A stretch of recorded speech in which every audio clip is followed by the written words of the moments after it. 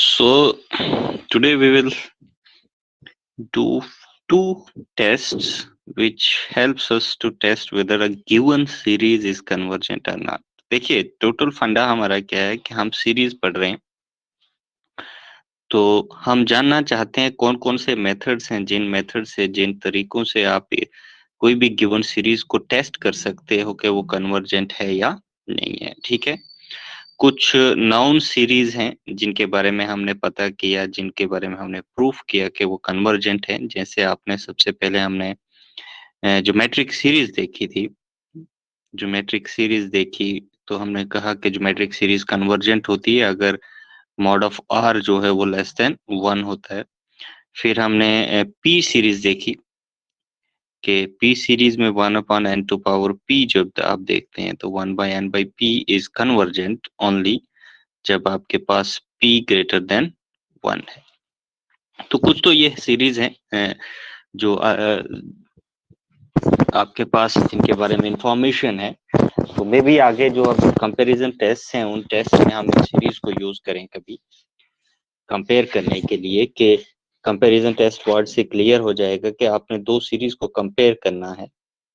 तो उसमें से जब आप एक सीरीज, जैसे for example you have two series xn और yn, तो ये टेस्ट इस तरीके से एक्सप्लेन करता है कि अगर इन दो सीरीज में कुछ रिलेशन है, वो रिलेशन क्या है वो हम बताते हैं। तो अगर वो रिलेशन है और फिर आप दो सीरीज में से एक सीरीज का बिहेवियर जानते हैं, बिहेवियर में आई मीन के वो कन्वर्जेंट है या डाइवर्जेंट है, तो उसके बिहेवियर के अकॉर्डिंग दूसरी सीरीज का बिहेवियर भी आप प्रिडिक्ट कर पाएंगे, एग्जैक्टली कह पाएंगे कि वो क्या उसका बिहेवियर है। So let us first look at what this comparison test actually is. So we have let xn and yn be two big series of non-negative numbers, but be careful, we are taking series of non-negative numbers. We are not including negative numbers. There is a series of non-negative numbers such that for some k positive real number, k positive natural number, उसके बाद आपके पास जो terms है series की, इन दोनों series की terms, उनमें ये रिलेशन है, ये नॉन नेगेटिव टर्म्स है, ये ऑलरेडी ट्रू है। बट क्या है कि xn जो है, xn is less than equal to yn। That means yn की सीरीज जो है, सीरीज सेकंड जो है yn, उसकी टर्म्स जो है वो डोमिनेट कर रही हैं पहली वाली सीरीज की टर्म्स को आफ्टर सम स्टेज। ठीक है, तो अगर ऐसा होता है तो फिर क्या होता है, फिर कहता है कि आपके पास जो कन्वर्जेंस ऑफ yn है, then the convergence of yn implies the convergence of xn and the divergence of xn implies the divergence of yn। So convergence ज्यादा इंपॉर्टेंट है हमारे लिए देखना कि जो सीरीज डोमिनेटिंग है, इधर इधर yn डोमिनेटिंग है, तो अगर डोमिनेटिंग सीरीज कन्वर्जेंट है तो जो सीरीज डोमिनेट हो रही है वो सीरीज भी कन्वर्जेंट है। तो इसी स्टेटमेंट का कंट्रा पॉजिटिव क्या आता है कि अगर जो सीरीज डोमिनेट हो रही है वो डाइवर्जेंट है तो डोमिनेटिंग भी डाइवर्जेंट होगी। तो let us look at its proof. Statement बड़ी सरल है, कोई ज्यादा दिक्कत नहीं है। तो हमें क्या करना है, we have to prove that this xn वाली series is convergent whenever this yn series is convergent. So let us suppose that this yn series is convergent and we have to establish that xn series is convergent. तो हम Cauchy criterion apply कर रहे हैं जी यहाँ पर, and you remember what is a Cauchy criterion for series? Okay, you have a series xn and the Cauchy criterion says that for every epsilon greater than 0 there must exist some number, let it be some k depending upon epsilon, such that whenever you take m to be greater than or equal to n and n greater than or equal to k, then we must have the sum of the terms from xn plus 1 up to xm. This sum needs to be arbitrary sum. This needs to be less than epsilon. So this is the Cauchy criterion for series. तो हम Cauchy criterion use करके ही इस series की convergence proof करेंगे, provided we assume कि आपके पास जो सीरीज yn है वो कन्वर्जेंट है। So for that, let us take an epsilon which is greater than which is a positive number, and suppose that then since yn series convergent है, तो yn series पर Cauchy criterion क्या कहता है कि there will exist an element, there will exist a natural number m depending upon epsilon, such that whenever m is greater than or equal to n, and this is greater than or equal to m, then we have this sum. ये greater than equal to 0 है, ये मैंने इसलिए लिखा क्योंकि आपके पास सारी की सारी टर्म्स नॉन नेगेटिव, तो ऑब्वियसली सम भी नॉन नेगेटिव होगा. तो this sum from yn+1 up to ym की टर्म जो आप ऐड करेंगे, तो this sum becomes less than epsilon. तो now we have to this तरह का ही estimate we have to establish for this series xn. तो उसके लिए let us choose m to be a number which is greater than or equal to m prime epsilon. What is m prime epsilon? M prime epsilon मैं define कर रहा हूँ to be a number which is maximum of k and m epsilon. M epsilon, see, m epsilon is a number which we obtained when we applied the Cauchy criterion to the convergence of this series yn, and k is a number which is given to us in hypothesis. k के बाद आपके पास xn, जो xn की terms हैं वो small हैं than the terms of the yn. So let us look at then for this m, and indeed it has to be n also. n and m दोनों बड़े होने चाहिए इससे. तो see what happens then. Let us take this sum xn plus 1, xn plus 2, so on up to xm.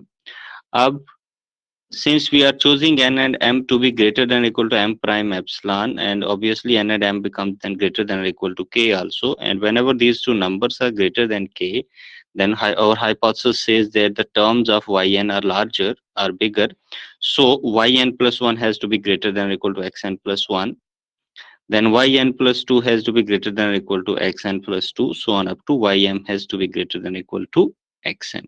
तो ये total sum जो आपके पास है xn plus 1 से लेकर xm तक, this becomes less than or equal to yn plus 1, sum of yn plus 1 plus yn plus 2 up to ym. But convergence of yn ने हमें बता दिया कि ये जो सम है आपके पास yn टर्म्स का from n plus 1 to m, this some is less then epsilon. So this implies that this sum is also less than epsilon. So what happens actually, okay, हमने we begin with an epsilon positive number, फिर हमें एक number मिल गया m prime epsilon, एक natural number, such that this piece of sum, the absolute value of this piece of sum, which is equal to the sum itself, becomes less than epsilon. Whenever we choose any m and m which is greater than or equal to this m prime epsilon. Hence, it follows by the Cauchy criterion that this series is a convergent series. Is it okay? Yes, sir. Yes, sir. So, the second part of the statement of this test is nothing but there is the contrapositive of the first statement. Because उसमें convergence of yn implies convergence of xn, तो इसका contrapositive will imply that divergence of xn implies the divergence of yn, और contrapositive का proof we don't need to give it क्योंकि already उस पहली statement का proof दिया है, तो contrapositive को उधर से ही follow हो जाता है. ठीक है. तो let us look at it as an application कि how we are going to apply this test. आपको ये सारे जितने भी हम टेस्ट करेंगे ना इस चैप्टर में, जितने भी टेस्ट आगे भी 4-5 टेस्ट और करने हैं सीरीज के, हर एक टेस्ट को आपने याद रखना है जी, क्योंकि हर एक टेस्ट बहुत सारी जगह हैं जहां पर जरूरी नहीं कि एक टेस्ट यूनिवर्सल टेस्ट कोई भी नहीं है, हम ऐसा कि कोई यूनिवर्सल टेस्ट है उसी टेस्ट से सारी सीरीज का पता चल जाएगा. हर सीरीज के लिए हो सकता है कोई डिफरेंट टेस्ट आपको अप्लाई करना पड़े कभी कभी. तो let us look at this series first. ये गिवन सीरीज है, इसको हम कंपैरिजन टेस्ट लगाकर चेक करेंगे कि ये सीरीज कन्वर्जेंट है या नहीं है. तो सीरीज की क्या है, कंपैरिजन टेस्ट के लिए क्या करना है, कंपैरिजन टेस्ट के लिए आपको सबसे पहले टर्म को एनालाइज करना है. xn क्या है, nth टर्म इसकी है 1/n² प्लस n.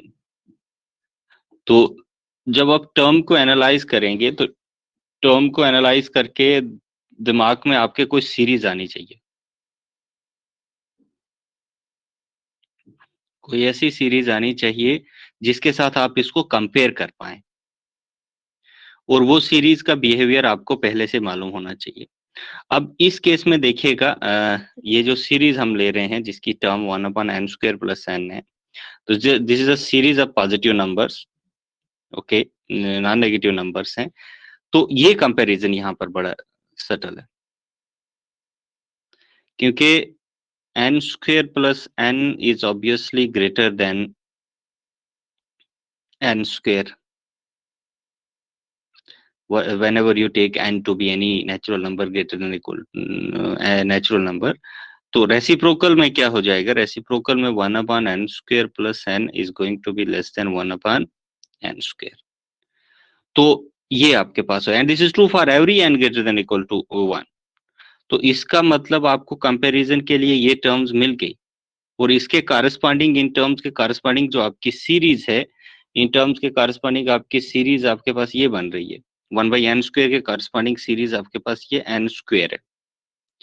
तो अब आपको कैसे पता चलेगा कि ये 1/n² वाली सीरीज कन्वर्जेंट है या नहीं है? तो 1/n² वाली सीरीज कन्वर्जेंट है बाय यूजिंग पी टेस्ट, जो हमने किया। पी टेस्ट क्या कहता है कि जब भी p ग्रेटर देन 1 है, तो यहाँ पर p अभी आपके पास क्या है, p आपके पास 2 है, तो 2 is a greater than 1।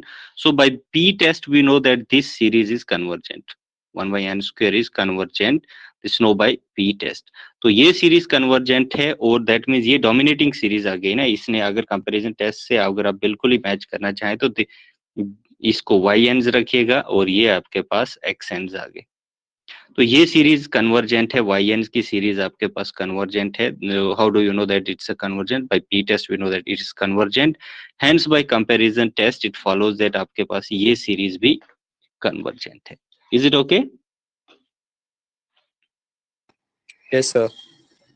So this is the how you use this comparison test, but the important thing for comparison test is कि आपको कंपेयर करना आना चाहिए जी। टर्म्स को कंपेयर करना बड़ा इंपॉर्टेंट है, उसके लिए थोड़ा एक्स्ट्रा आपको प्रैक्टिस की जरूरत पड़ेगी, और उसके प्रैक्टिस की जरूरत के साथ साथ आपको सीरीज, मोस्टली सीरीज जो हम यूज करेंगे वो ज्योमेट्रिक सीरीज या पी टेस्ट वाली सीरीज को यूज करेंगे कंपैरिजन में, या कुछ और सीरीज भी है, जरूरी नहीं कि यही है, बट ज्यादातर हम उनको ही as a reference series use कर सकते हैं। So now coming to another test, इसको लिमिट कंपैरिजन टेस्ट बोलते हैं। उसमें क्या था, कंपैरिजन टेस्ट जो फर्स्ट था उसमें आप टर्म्स का कंपेयर करते थे, विच वन इज लार्जर। इसमें क्या होगा, इसमें रेशो हम फाइंड आउट करेंगे, दो सीरीज गिवन होंगी, तो रेशो देखेंगे कि रेशो क्या है आपके पास, इनकी टर्म्स के रेशो की लिमिट क्या है, वो एग्जिस्ट करती है या नहीं, और फिर उसकी एग्जिस्टेंस की वजह से वी विल चेक के which one series is convergent. Again in this limit comparison test also we are taking series of positive numbers। हम जीरो वाली टर्म्स को यहाँ डिस्कार्ड कर रहे हैं। पिछले में हम ध्यान दें, पिछले कंपैरिजन टेस्ट में हम नॉन नेगेटिव ले रहे थे, यहाँ मैंने स्ट्रिक्टली पॉजिटिव नंबर्स लिखे हुए हैं जी, ठीक है।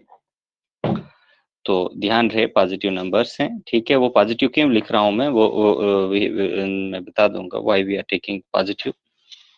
पॉजिटिव इसलिए क्योंकि हम डिनोमिनेटर में y_n रख रहे हैं, तो थोड़ा सा अगर आप और इसको जनरलाइज करना चाहें तो y_n वाली टर्म्स को आप पॉजिटिव रख सकते हैं, क्योंकि डिनोमिनेटर में y_n वाली टर्म्स ही हैं। तो x_n जीरोस हो भी सकते हैं कुछ टर्म्स इसकी।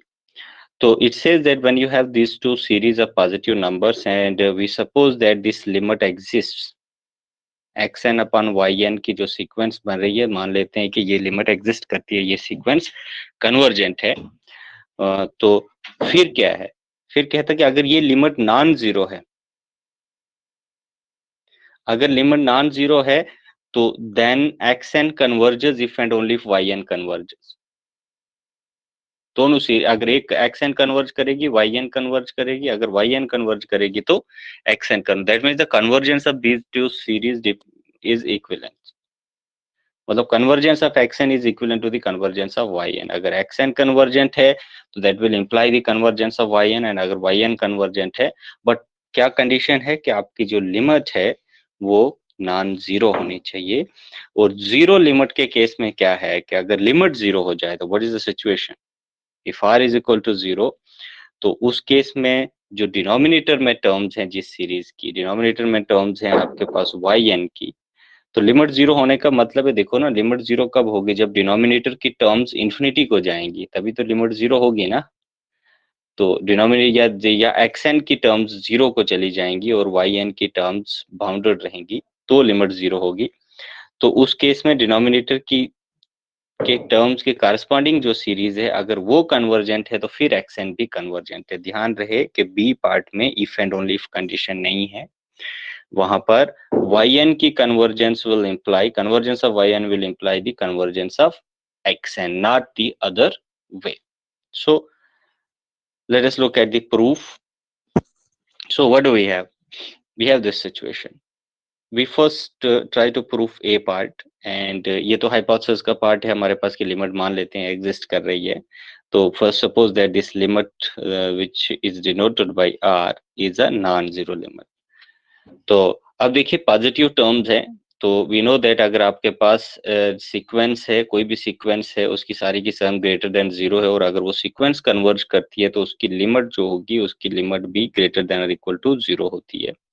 तो यहाँ 0 तो है नहीं है, तो इसका मतलब लिमिट की वैल्यू स्ट्रिक्टली ग्रेटर देन 0 है। नाउ लेट अस टेक, क्योंकि लिमिट तो एग्जिस्ट कर रही है ना, r is the limit of this sequence xn upon yn, and तो लिमिट कन्वर्जेंस की हम डेफिनेशन लगा लेते हैं, लिमिट की डेफिनेशन लगा लेते हैं। तो for particular choice of epsilon we are going to apply this definition of limit, and the particular choice is r upon 2. Now for this epsilon, by the definition of convergence of this sequence, we can find a natural number k. Of course it will depend upon epsilon also, such that whenever n is greater than or equal to k, by the definition of the convergence, the distance of xn upon yn from r will be less than epsilon. तो अब ये modulus है, इसको थोड़ा सा और simplify कर दो, क्योंकि we know from this unit 1 कि जब आप लिखते हैं x minus a less than r, that simply implies that r minus a minus r is less than x is less than a plus r होता है, ठीक है। तो ये इक्विवेलेंट है, this inequality is equivalent to this second one inequality. तो यही inequality को यूज करते हैं, तो आपके पास आ जाएगा r minus r by 2, epsilon is r by 2, this is what I am using here, r minus r by 2 will be less than this quotient xn upon yn, and this is less than r plus r by 2, but r upon r by 2 को you can, because r plus r by 2 can be written as less than r plus r by 2 is less than r, which is equal to twice of r, so this way you can write it, and r minus r by 2 आपके पास r half हो जाएगा। तो r half, तो yn को अब आप क्या करो, अब yn को दोनों साइड मल्टीप्लाई कर दो इनइक्वालिटी के, yn is a positive number, तो इनइक्वालिटी प्रिजर्व रहेगी, तो आपके पास you will get this inequality r half yn is less than xn less than 2r yn, ठीक है। Let's look at this now. This inequality will tell us everything about the convergence. Now we have to use a comparison test. अब क्या comparison test में हम, लेकिन इसमें हमें proof क्या करना, हमें प्रूफ करना है कि xn कन्वर्जेंट है अगर, तो yn भी कन्वर्जेंट होगी। तो फर्स्ट एज्यूम करते हैं कि सपोज xn इज कन्वर्जेंट, तो अब xn की टर्म्स देखिएगा, ये इस जो आपकी ये इनइक्वालिटी है जिसको मैंने एनसर्कल किया है, इनइक्वालिटी का जो राइट हाफ है, तो राइट हाफ पे आप कंपैरिजन टेस्ट लगाओ, राइट हाफ पे कंपैरिजन टेस्ट लगाने से आपके पास क्या हो जाएगा, दिस इंप्लाइज आपके पास ये जो सीरीज है 2r is कन्वर्जेंट, लेकिन इसमें 2r कांस्टेंट क्वांटिटी है, तो 2r को आप बाहर लिख सकते हैं, this implies that yn is convergent. तो yn कन्वर्जेंट है, कांस्टेंट को आप डिस्कार्ड कर सकते हैं, तो दैट मीन्स आपके पास सीरीज yn कन्वर्जेंट है। Is it okay? आपको ये कंपैरिजन टेस्ट कैसे अप्लाई कर रहा हूँ ये पता चल रहा है? Yes sir. Okay, so one way it is done कि xn convergent है तो yn is also convergent. Let's look, क्योंकि if and only if है तो let's now assume कि yn is convergent, and then how you are going to get this xn to be convergence. Now suppose that your yn is convergent. Now अगर yn convergent है तो look at this part, the left part of this inequality, comparison test, क्योंकि अभी आपके पास bye comparison test आपके पास जो left dominating term है अभी, तो वो xn है, तो xn sorry what was I saying, मैंने थोड़ा सा उल्टा बता दिया. Let me say again it. We first suppose that yn is convergent, तो yn कन्वर्जेंट है तो अभी डोमिनेटिंग yn होनी चाहिए. तो उस वक्त yn इज कन्वर्जेंट. अगर yn कन्वर्जेंट है तो then we have to get this right part. yn convergent है तो देन बाय कंपैरिजन टेस्ट जो टर्म डोमिनेट हो रही है xn, तो ये भी कन्वर्जेंट होगी. xn is convergent. And second part I have to tell it, I have to rewrite it that Yes, sir. if हाँ जी सर अगर yn कन्वर्जेंट है तो 2ryn कैसे कन्वर्जेंट हुआ? कंपैरिजन टेस्ट क्या कहता है? कंपैरिजन टेस्ट कहता है कि अगर आपके पास दो सीरीज हैं, xn है और एक yn है, तो आप इन दो सीरीज की टर्म्स को कंपेयर करो ना. तो दूसरी सीरीज में क्या रख रहा हूँ, सीरीज में मैं क्या रख रहा हूँ, ये 2yn. क्या बोल रहे थे आप? सर अगर अगर yn xn कन्वर्जेंट हुआ तो फिर 2ryn भी कन्वर्जेंट होना चाहिए. देखिए ना, अगर yn कन्वर्जेंट है ना, तो yn कन्वर्जेंट है तो 2r मल्टीप्लाई करो इससे, क्योंकि हम आपके पास रिजल्ट है कि सिंपल सी एग्जांपल है कि अगर आपके पास सीक्वेंस कन्वर्जेंट है, उस सीरीज कन्वर्जेंट है, उस सीरीज को किसी भी कांस्टेंट टर्म से मल्टीप्लाई करो तो भी वो कन्वर्जेंट रहती है. तो कांस्टेंट 2r तो कांस्टेंट है ना, तो 2r से मल्टीप्लाई करो तो भी ये कांस्टेंट रहेगी. Is it okay? Yes sir.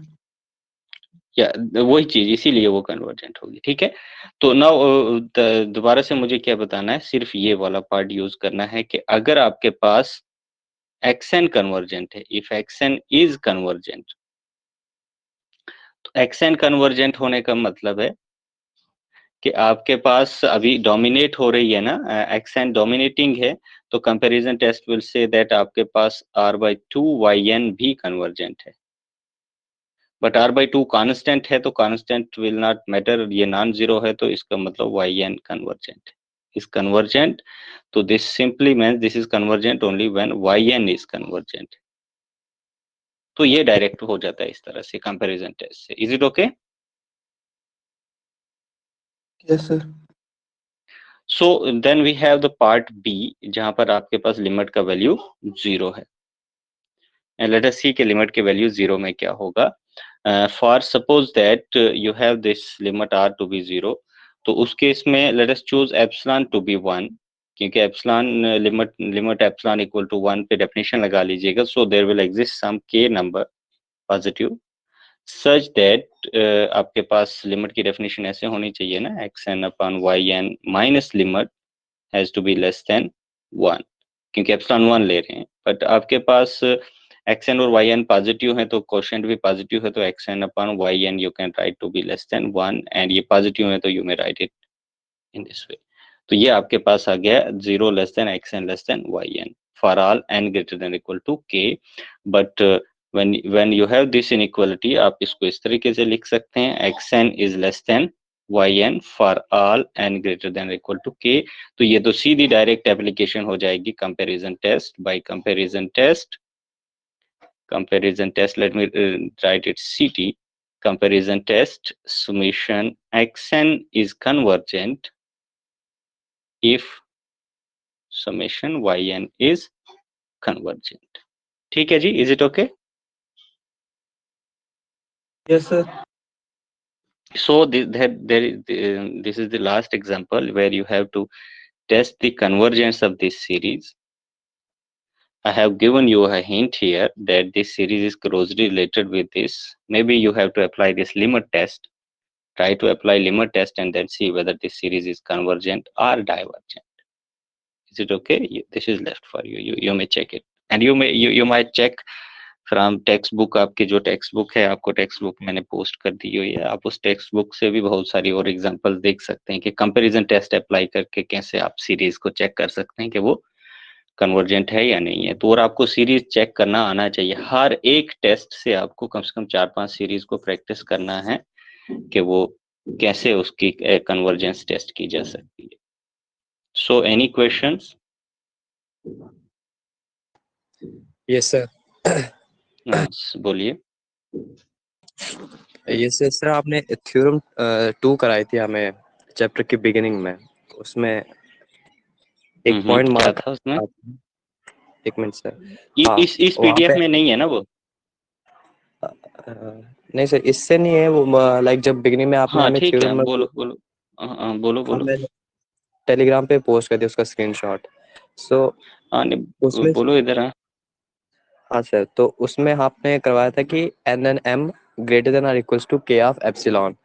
फिर उसमें हमने एक केस लिया कि जब n ग्रेटर देन के होगा, और उसके बाद हमने m ले लिया था n माइनस एम, वो n minus one is greater than equals to k. Suppose अगर हम n को ग्रेटर देन इक्वल्स टू के ले ले, तो उस केस में m क्या होगा? वहां पर हमने क्या लिया, वहां m की वैल्यू ली थी मैंने m minus n n minus minus one. One. Yes sir, उसको ठीक है। ग्रेटर देन इक्वल्स टू तो के कर दिया।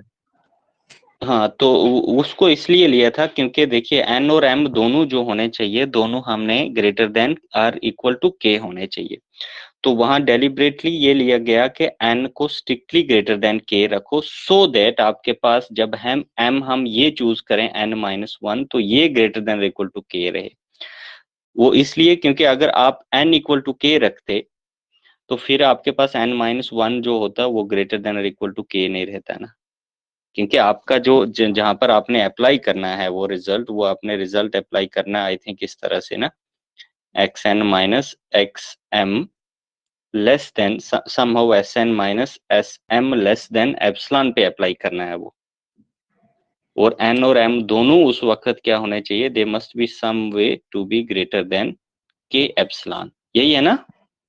Yes sir, yes sir. तो सो वो हम, ये तो जर्नल है। तो अब हमें क्या करना है, हमें क्या करना है कि हम इसको पर्टिकुलर करना चाहते थे, तो हमने क्या किया, हमने s n minus s n minus one. तो ये चीज लेस देन एप्सिलॉन तभी होगी जब दोनों एस के जो इंडिसेस हैं एन और एन माइनस वन, एन और एन माइनस वन दोनों greater than equal to k होने चाहिए। तो ये n minus one greater than equal to k जब हम बोलते हैं, तो दैट मीन्स आपके पास n has to be strictly greater than k। Is it okay? Sir मतलब अगर n को ग्रेटर देन के करके अगर हम m को n प्लस वन ले लें, तो उस केस में क्या ये पॉसिबिलिटी हो सकती है इसके लिए कुछ? हाँ हाँ, देखिए ना, उस केस में आप एस एन रखो, एस एन प्लस वन पहले लिखो, माइनस एस एन लिखो।